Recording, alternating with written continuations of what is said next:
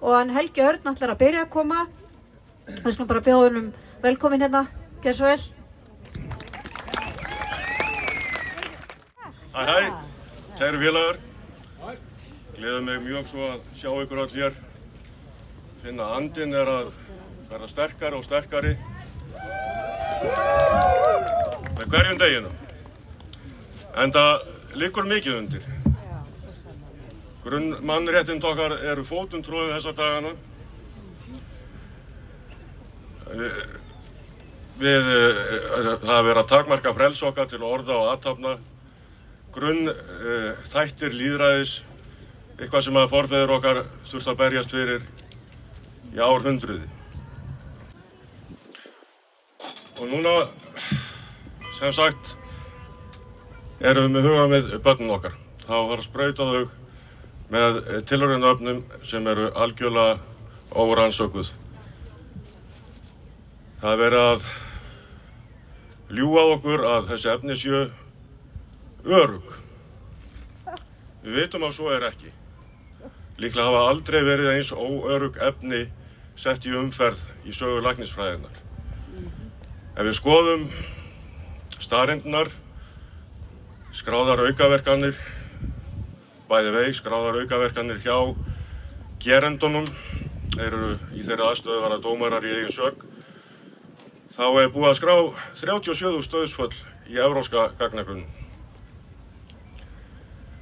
3,3 milljónir alvarlegra aukaverkana. Í bandaríska gagnagrunnum eru komin 22.000 dauðsföll og yfir 1 milljón alvarlegar aukaverkanir. Og við vitum það vel að vanskráningarþátturinn hjá þessum aðilum er gríðarlegur. Kannski 20-faldur eins og ein rannsókn bendir til. Samt segja íslenskir læknar sem tala fyrir heilbrigðisyfirvöld hér að þetta séu örugg efni. Við erum að heyra fréttir frá útlöndum, til dæmis frá Spáni daginn. 7 ára drengur féll dáinn niður á leikvellinum í Valencia héraði. Daginn eftir fyrstu Pfizer-sprautu. Nokkru áður hafði 12 ára drengur á svipuðum slóðum í nágrenninu eftir annan skammt af Pfizer fallið niður dáinn í miðjum fótboltaleik. Samt segja þeir að þetta séu örugg efni. Skömm þeirra er mikil. Þeir segja að við séum að sprauta börnin til þess að vernda þau gegn smiti og veikindum. Við vitum að börn verða ekki mikið veik af þessu. Allar rannsóknir sýna það að meðfædda ónæmiskerfi þeirra er það sterkt að þau sigrast á þessu.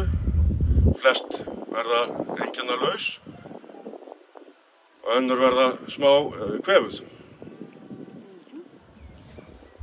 Með því að sprauta þau, þá tökum við þetta breiðvirka ónæmiskerfi úr sambandi. Það er ónæmisfræði 101 eins og Gert van den Bossche, bólefnasérfræðingurinn frægi hefur bent á.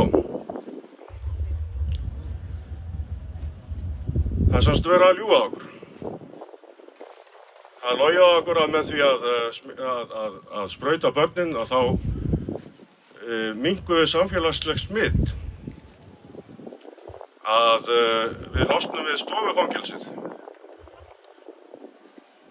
Þetta er ekki satt. Sannleikurinn er sá að samkvæmt nýjustu tölum að þá eru bólusettir að smitast alltaf 2-falt meira, eða jafnvel meira en 2-falt meira, heldur en óbólusettir.